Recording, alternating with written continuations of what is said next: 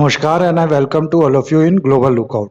दोस्तों, recently Russia ने अपनी नई फॉरेन पॉलिसी डॉक्ट्रिन को अनवील किया है, जिसमें उन्होंने रशियन वर्ल्ड के लिए स्टैंड लेने की बात कही है। साथ ही साथ इंडिया, चाइना, मिडिल ईस्ट और भी बाकी कंट्रियों से रिलेशन इंप्रूव करने की बात कही गई है। और भी बहुत कुछ मेंशन किया गया है इस डॉक्ट्रिन में। इस वीडियो में हम लोग पूरा जानेंगे कि रशिया की फॉरेन पॉलिसी कैसे होने वाली है फ्यूचर में। और भी बहुत कुछ आपको जानने को मिलेगा, बस एंड तक बने रहिएगा। और वीडियो अच्छा लगे तो लाइक, कमेंट, शेयर, सब्सक्राइब जरूर कीजिएगा।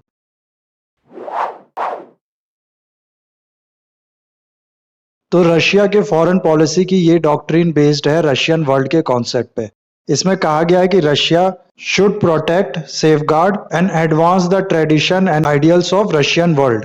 दरअसल रशियन वर्ल्ड एक कॉन्सेप्ट है जो कि एसोसिएटेड है रशियन कल्चर से। हम सबको पता है 1991 तक यूएसएसआर हुआ करता था, तो जितनी भी ये रिपब्लिक्स थी यूएसएसआर में, वहां पर रशिया का डायस्पोरा जाके बसा और सेटल हो गया। प्लस रशिया का जो कोर कल्चर था वो इन जगहों के कल्चर के साथ फ्यूज किया। तो इस पूरे एरिया को, from Baltic Sea to Central Asia, को रशिया कहता है रशियन वर्ल्ड। इस पूरे एरिया में लगभग 25 मिलियन इथनिक रशियन पीपल रहते हैं, जो कि काफी टाइम से यहाँ पर सेटल हैं। पुतिन टाइम टाइम पे इन इथनिक रशियंस के फेट और इनकी जो हालत है इस समय, उसको हाईलाइट करते आए हैं और उसके लिए दुख जताते आए हैं। और इस पूरे एरिया को रशिया अपना लेजिटिमेट एरिया ऑफ इन्फ्लुएंस मानता है और इसी को कहता है रशियन वर्ल्ड। इस डॉक्ट्रिन में भी इस चीज का मेंशन किया गया है बहुत क्लियरली। लेकिन कुछ क्रिटिक्स और ऑब्जर्वर रशिया के इस रशियन वर्ल्ड वाले कॉन्सेप्ट को और इसके लिए स्टैंड लेने को कुछ नहीं बल्कि रिवांचिज्म मानते हैं। रिवांचिज्म होता है कि किसी कंट्री की कोई टेरिटरी अगर लॉस हुई है किसी भी वजह से, तो उसको दोबारा पाने की कोशिश करना। क्रिटिक्स का कहना है कि रशिया केवल अपनी खोई टेरिटरी या फिर अपना इन्फ्लुएंस इस एरिया में पाना चाहता है, इसीलिए यह रशियन वर्ल्ड का कॉन्सेप्ट बार बार दोहराता है और इसका सहारा लेता है। अगर आप लोग यूक्रेन वॉर को ढंग से एनालाइज करें तो उसमें भी कुछ नहीं हुआ है, बल्कि ऐसा ही चीज दोहराया गया है। क्या हुआ है कि पहले यूक्रेन के क्रीमिया वाले पार्ट में कुछ इथनिक रशियन लोग थे जो सरकार के खिलाफ नेगेटिविटी जताते हैं, और इनको सपोर्ट करने के बहाने से या इनको इनके राइट्स दिलाने के बहाने से रशिया अपनी आर्मी यहाँ भेज देता है और इस पूरे एरिया को एनेक्स कर लेता है। इसके बाद यूक्रेन अपनी सिक्योरिटी को लेके परेशान हो जाता है और वो कहता है कि हम अपनी सिक्योरिटी के लिए नाटो ज्वाइन करेंगे। उसके बाद रशिया अपनी पूरी आर्मी उतार देता है यूक्रेन में और यूक्रेन से वॉर शुरू हो जाती है। जिसके बाद ये जो रशियन वर्ल्ड का कॉन्सेप्ट है, इसको रशियन आइडियोलॉजिस्ट या फिर रशियन पॉलिटिशियन या पीपल यूज करते हैं अपने इस इन्वेजन को जस्टिफाई करने के लिए। भले ही इस पॉलिसी डॉक्ट्रिन को रशिया सॉफ्ट पावर स्ट्रेटेजी बता रहा है, लेकिन इसमें उस रिलीजियस और पॉलिटिकल आइडियाज को इंक्लूड किया गया है जो रशिया के हार्ड लाइनर्स हैं वो इस्तेमाल करते हैं जस्टिफाई करने के लिए रशिया का जो सपोर्ट है यूक्रेन, जॉर्जिया या फिर बाकी इलाके के जो ब्रेकअवे पोर्शन है उसको।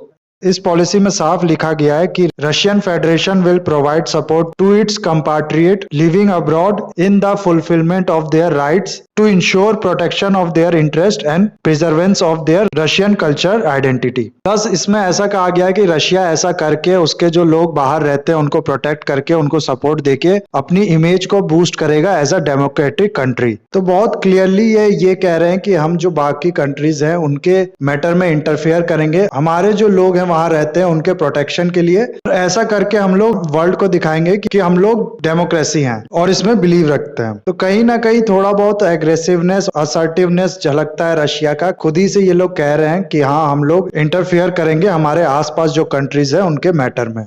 इसके अलावा इस डॉक्ट्रिन में कहा गया है कि रशिया को चाहिए कि वो अपना कॉपरेशन बढ़ाए स्लाविक नेशन के साथ, चाइना के साथ, इंडिया के साथ, middle east, Latin America, African countries के साथ।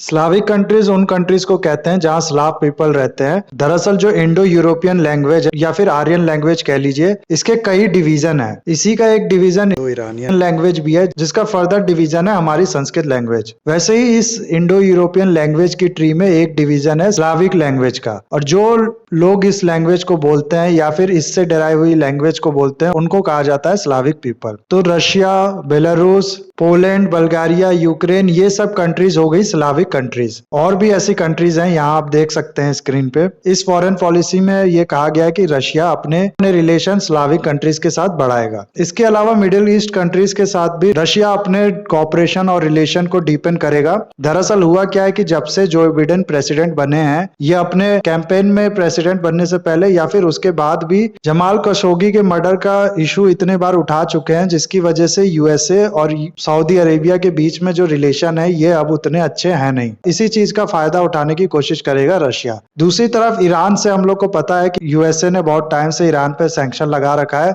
जिसकी वजह से ईरान की इकोनॉमी बहुत ज्यादा क्रिपल कर गई। तो यूएसए और ईरान में अच्छे रिलेशन के बारे में तो सोचा भी नहीं जा सकता। इस चीज का भी फायदा उठाना चाह रहा है रशिया। इसके अलावा लैटिन अमेरिका और अफ्रीकन कंट्रीज से भी रशिया इंप्रूव करेगा रिलेशन। अगर आपने मेरा अलेक्जेंडर डंगिन वाला वीडियो देखा होगा, तो रशिया का और पुतिन का ब्रेन कहा जाता है, इनके ऊपर मैंने एक वीडियो बनाया था जिसमें मैंने बताया था कि कैसे ये अपनी बुक में पूरा प्लान बताते हैं कि रशिया अपना इन्फ्लुएंस फ्यूचर में पूरे वर्ल्ड में कैसे फैलाएगा। उस बुक्स में जो प्लान था, उसकी जो बातें थी वो और इस पॉलिसी डॉक्यूमेंट में, और चाहे रशिया जैसी पॉलिसी अपना रहा है, इन तीनों में आपको बहुत ज्यादा सिमिलरिटी देखने को मिलेगा और आपको समझ में आएगा कि क्यों इस आदमी को पुतिन का ब्रेन कहा जाता है। अगर आपने वो वाला वीडियो मेरा अभी तक नहीं देखा है तो मैं डिस्क्रिप्शन में उसका लिंक डाल दूंगा, जाके देखिए उस वीडियो को। वो वीडियो भी आपको काफी इंटरेस्टिंग लगेगा। इसके बाद इंडिया और चाइना के साथ भी रशिया के रिलेशन डीपन करने की बात की गई है। इंडिया से तो ऑलरेडी रशिया के रिलेशन काफी अच्छे हैं। पिछले कुछ सालों में इसमें थोड़े अप्स एंड डाउन्स आए थे, लेकिन उसके बाद भी ये रिलेशन काफी स्ट्रांग है। इंडिया को प्रॉब्लम है रशिया का चाइना के साथ बहुत क्लोज होने की वजह से, और इसी रिलेशन का जो एक्सटेंशन है पाकिस्तान में उससे।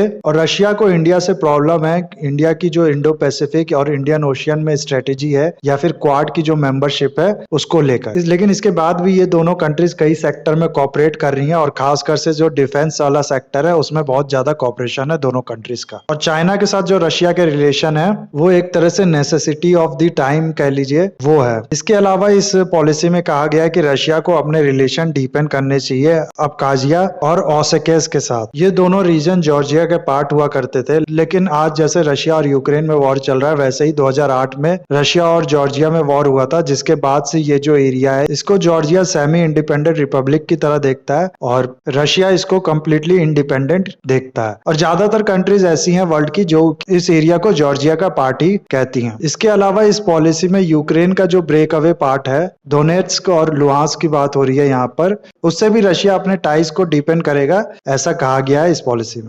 तो ये कुछ इंपॉर्टेंट हाइलाइट्स थे इस पॉलिसी के जो मैंने आपको बताया। अब खत्म करते हैं इस वीडियो को। आई होप ये वीडियो आपको अच्छा लगा होगा। इस वीडियो को लाइक, कमेंट, शेयर, सब्सक्राइब जरूर कीजिएगा। That's all. Have a nice day. Take care.